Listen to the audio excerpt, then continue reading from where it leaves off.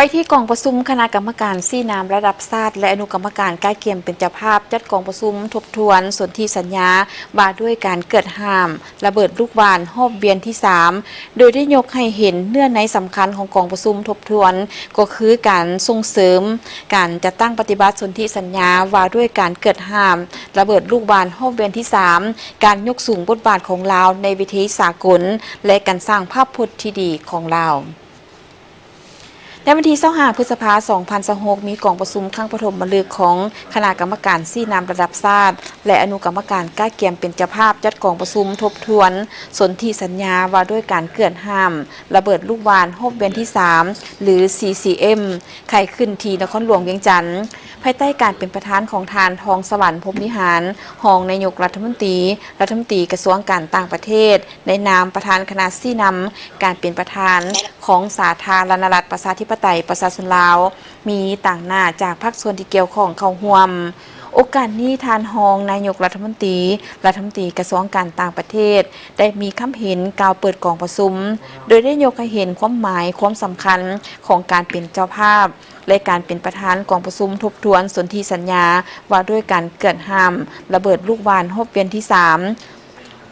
จะจัดขึ้นในระหว่างวันที่ 14-18 กันยายน 2026 ที่นครหลวงเวียงจันทร์โดยเฉพาะจะยกให้เห็นเนื้อในสำคัญของกองประชุมทบทวนดังกล่าวก็คือการส่งเสริมการจัดตั้งปฏิบัติสนธิสัญญา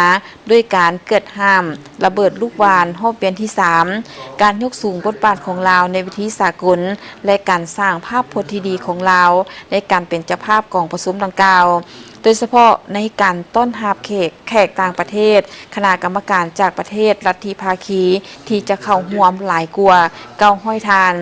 พร้อมทางได้เสนอให้ทุกภาคส่วนก็คือบรรดาอนุกรรมการต่างๆที่เกี่ยวข้องในการเป็นเจ้าภาพร่วมกันของทั่วสังคมพร้อมกันเอาใจใส่ในการจัดตั้งปฏิบัติเวียกงานตามพลังบทบาทและหน้าที่ของตนด้วยความรับผิดชอบสูงในใส่เพื่อให้การใกล้เคียงกองประชุมสามารถรับประกันความพร้อมในทุกๆด้านกองประชุมได้รับฟังการรายงานความคืบหน้าของการใกล้เคียงเป็นเจ้าภาพของสาธารณรัฐประชาธิปไตยประชาชนลาวจากท่านนางมุกดาวันศรีสุริตหัวหน้ากลุ่มองค์การจัดตั้งสากลกระทรวงการต่างประเทศทั้งเป็นหัวหน้ากองเลขาประธานคณะกรรมการคุ้มครองแห่งชาติเพื่อแก้ไขปัญหาระเบิดบ่ทันแตกที่ตกค้างอยู่ลาวโดยได้เสนอให้ทราบเกี่ยวกับจุดประสงค์หลักของการเป็นเจ้าภาพและการเป็นประธานกองประชุมทบทวนสนธิสัญญาว่าด้วยการเกิดห้ามระเบิดลูกบาศก์รอบเวียนที่ 3โดยเฉพาะการกล้าเกี่ยมด้านเนื้อในการกล้าเกี่ยมแผนการนำพาคณะผู้แทนไปเยี่ยมยามภาคสนามที่แขวงหลวงพระบางเพื่อให้บรรดาคณะผู้แทนได้เห็นการปฏิบัติงานตัวจริงในการเก็บกู้ระเบิดการโฆษณาศึกษาความเสี่ยงภัยจากระเบิดบ่ทันแตกที่ตกค้างและเวียกงานช่วยเหลือผู้ขอให้อยู่สาธารณรัฐประชาธิปไตยประชาชนลาวบรรดาผู้เข้าร่วมได้ปรึกษาหารือกันอย่างละเอียดรอบคอบเกี่ยวกับการปฏิบัติหน้าที่เวียกงานในขอบเขตความรับผิดชอบของตนก็คือบรรดาหน้าเวียกของแต่ละอนุกรรมการที่เกี่ยวข้องที่จะต้องได้เริ่มกล้าเกี่ยมให้สำเร็จก่อนกองประชุมพร้อมทางได้มีการปรึกษาหารือเกี่ยวกับการกำหนดหน้าเวียกละเอียดและการจัดสรรงบประมาณที่เหมาะสม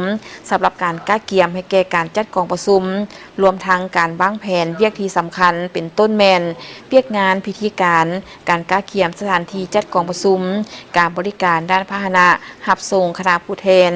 การคัดเลือกผู้ช่วยเวียกและอาสาสมัครเวียกงานป้องกันความสงบสาธารณสุขเวียกงานโฆษณาเผยแพร่ข้อมูลข่าวสารการจัดบางแสดงการกล้าเกี่ยมด้านวัฒนธรรมและบางเวียกงานที่เกี่ยวข้องอื่นๆอีก